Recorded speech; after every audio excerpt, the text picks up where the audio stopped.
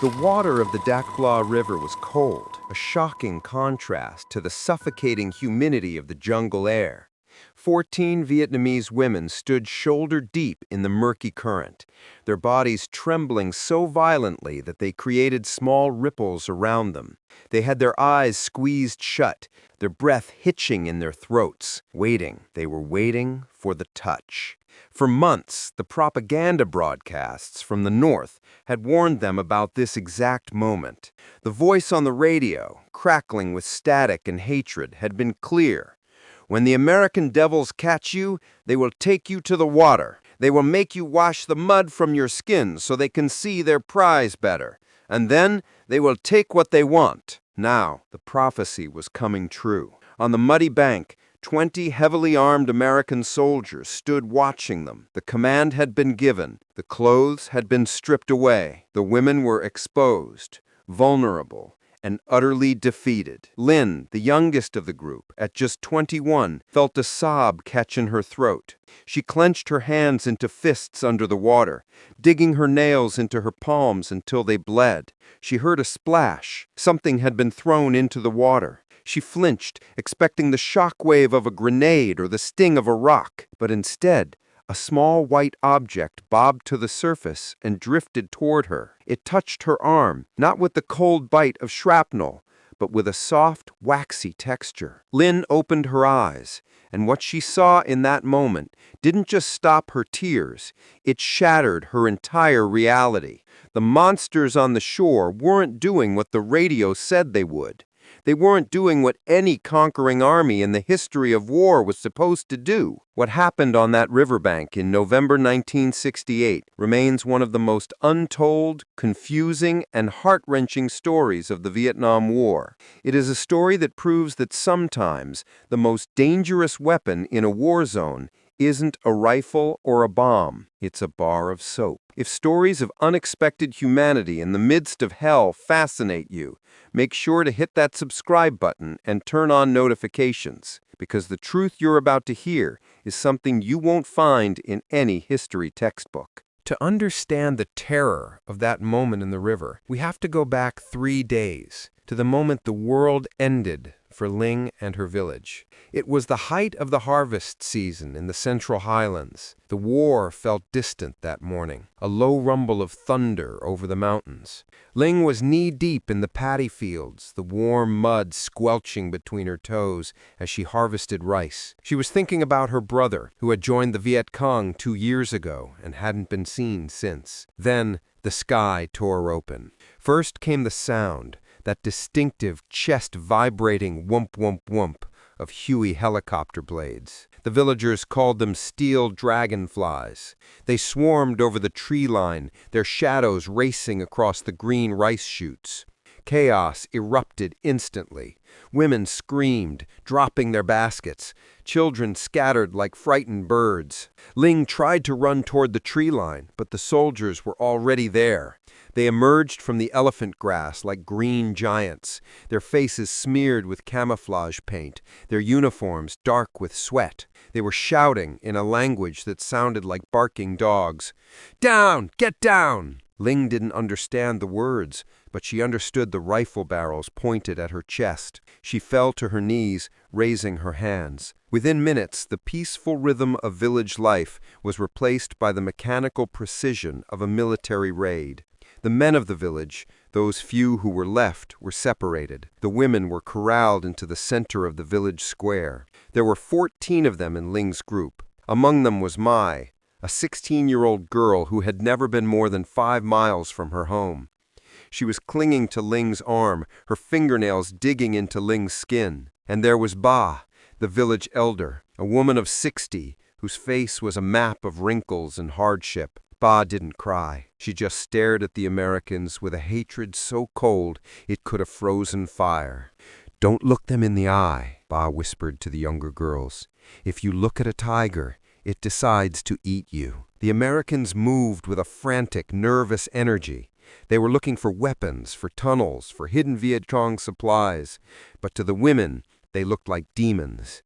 They were huge men, towering over the petite Vietnamese villagers.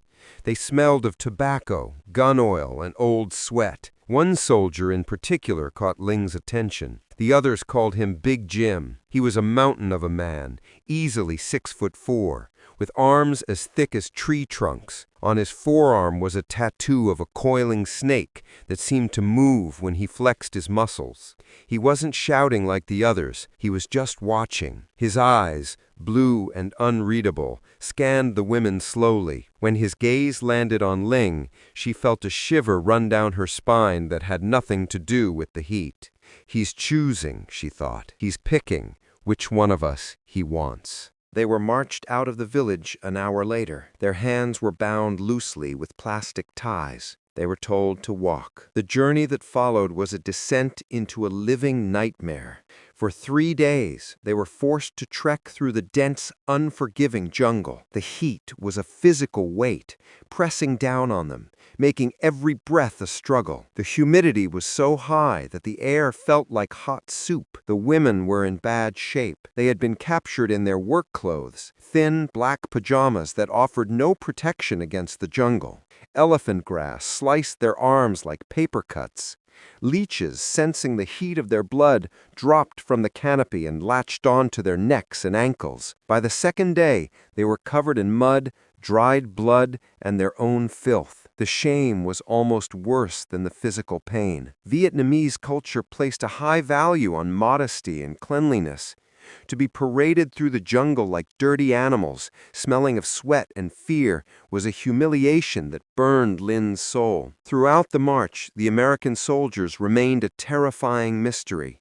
They didn't beat the women, but they didn't speak to them either. They spoke to each other in low, grumbling tones. "Keep 'em moving," the commander, a man they called Captain Miller, would say. He was a wire-thin man with glasses and a face that looked too old for his young eyes.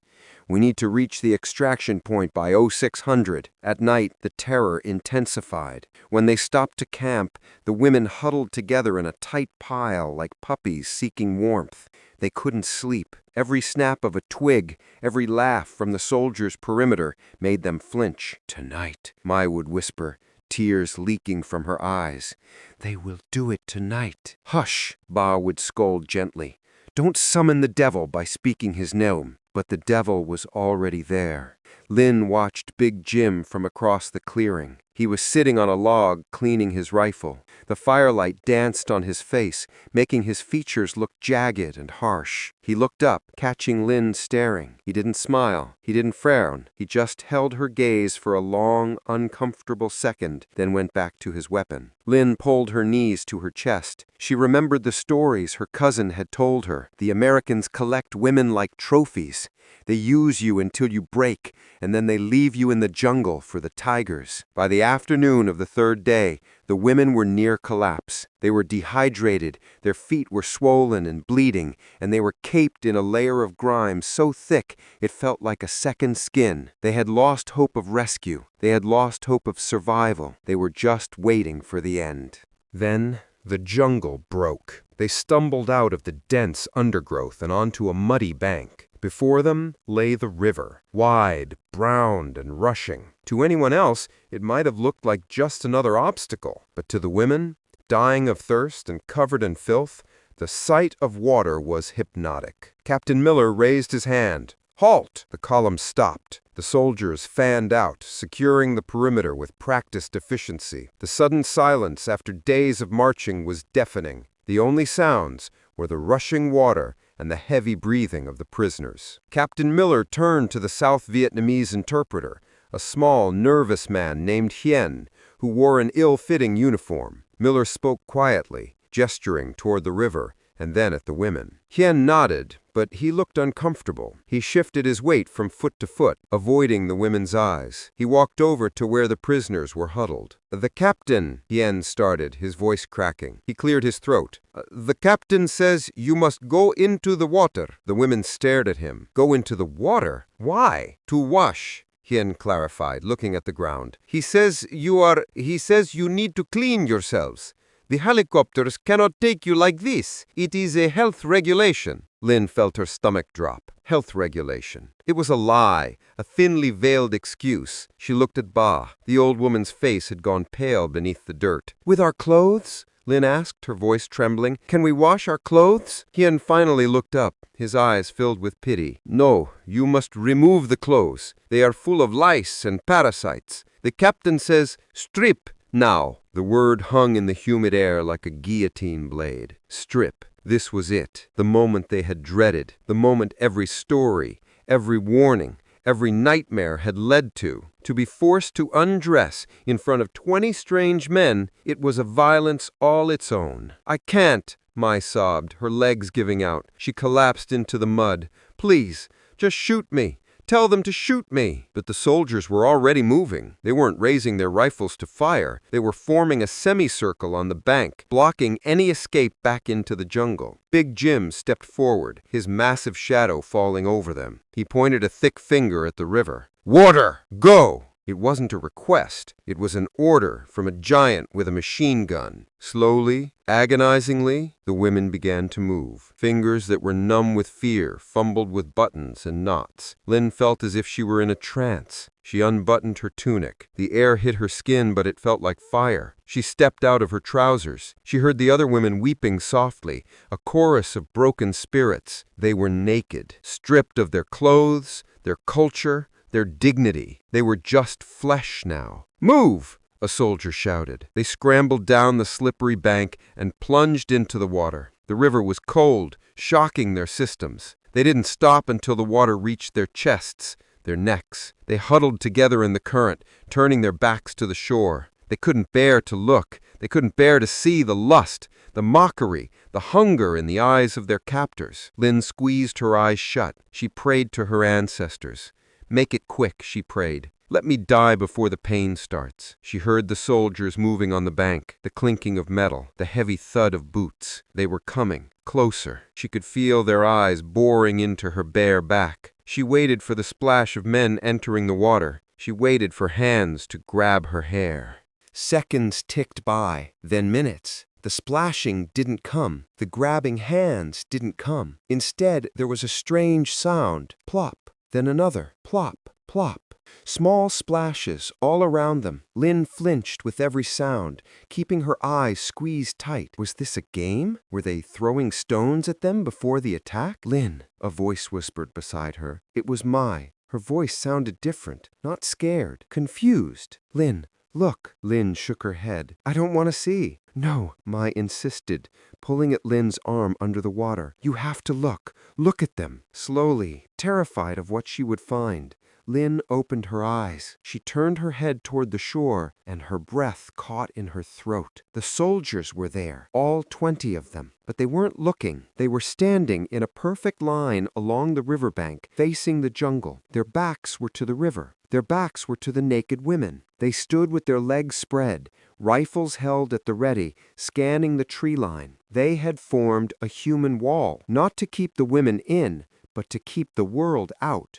Captain Miller stood at the center of the line, his back also turned. He was shouting orders, but not at the women. He was shouting at his men. "Keep your eyes on the trees! No peeking, Marines! I see anyone turn ahead, you'll be peeling potatoes until 1980! Lin stared, unable to process what she was seeing. The enemy, the monsters, they were protecting them. They were guarding the women's modesty with their own bodies. And the splashing sounds? Lin looked at the water around her. Floating in the brown current were white bars, dozens of them. She reached out and grabbed one. It was smooth and rectangular. She brought it to her nose. It smelled of artificial flowers and clean laundry. It was a bar of soap, brand name Ivory. The soldiers had emptied their packs. They had given up their own rations of soap, a precious commodity in the jungle, and thrown them to the prisoners. "Wash!" Big Jim's voice boomed from the shore, his back still turned like a stone statue.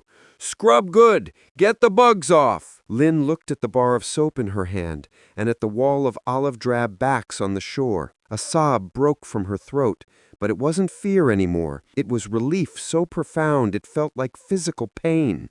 "They aren't looking," Ba whispered, holding a bar of soap like it was a gold nugget. The old woman's face was wet with tears. "In all my years, I have never seen soldiers do this. Not the French, not the Japanese, not even our own." The tension in the water broke. The women began to wash. For the first time in days, they scrubbed the mud from their skin. They washed the blood from their cuts. They helped each other, scrubbing backs and hair, the soap lathering white against the brown water. It was a surreal, holy moment. 14 naked prisoners bathing in a river, guarded by 20 heavily armed enemies who refused to violate their dignity. When they were clean, a new problem arose. Their old clothes were a pile of rags on the bank, likely being burned by now to kill the lice. They couldn't come out of the water naked. Linh treaded water, uncertainty returning. What do we do now? As if reading her mind, Captain Miller barked another order. Packs, now! Every soldier on the bank reached into his rucksack. They pulled out their spare undershirts, those olive green cotton t-shirts. Some pulled out towels. Some pulled out their rain ponchos. They tossed the items backward, over their shoulders, without turning around. The clothes landed on the grassy bank, just within reach of the water. Get dressed, the interpreter called out. His back also turned. Take your time. We are not looking. The women waded out of the water. Quickly, shivering in the cool air, they grabbed the American clothes. The t-shirts were enormous on them. On Big Jim, the shirt was tight. On Linh, it was a dress that came down to her knees. She pulled it on, the fabric smelling of detergent and tobacco. It was dry. It was warm. It was safe. They wrapped the towels around their heads and waists.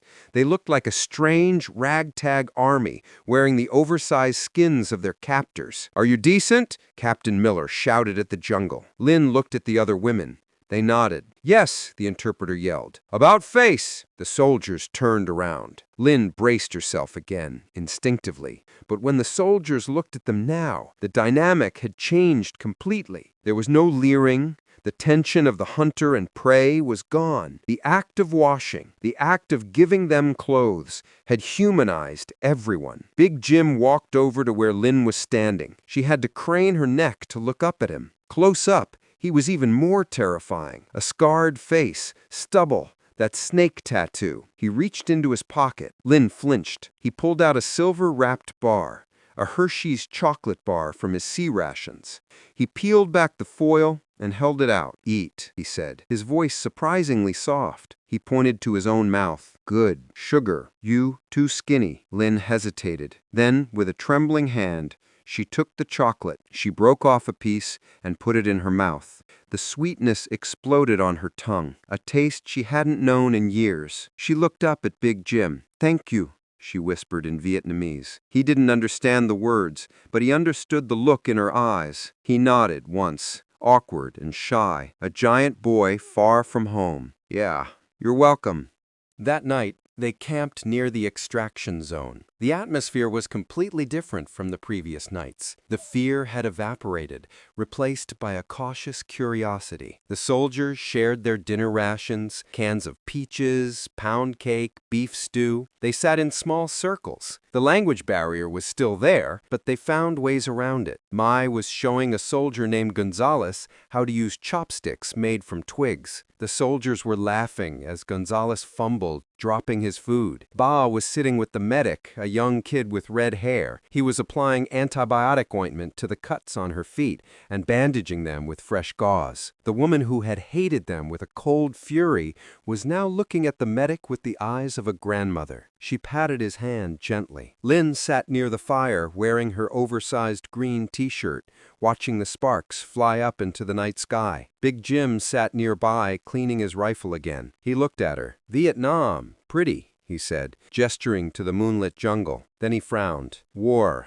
Bad. Linh nodded. War, bad, she repeated in broken English. It was a simple conversation, but it held the weight of the world. Linh realized then that the propaganda had lied. But perhaps her own people's propaganda wasn't the only lie. These men had probably been told that the Vietnamese were all heartless killers, faceless communists who deserved no mercy. Yet here they were, sharing peaches and bandages under the same moon. The river command, the order to wash, had been a whisk. It could have been misunderstood. It was misunderstood at first, but the soldiers had executed it with a level of discipline and morality that defied the chaos of the war. They had chosen to be men, not monsters. The next morning, the helicopters came.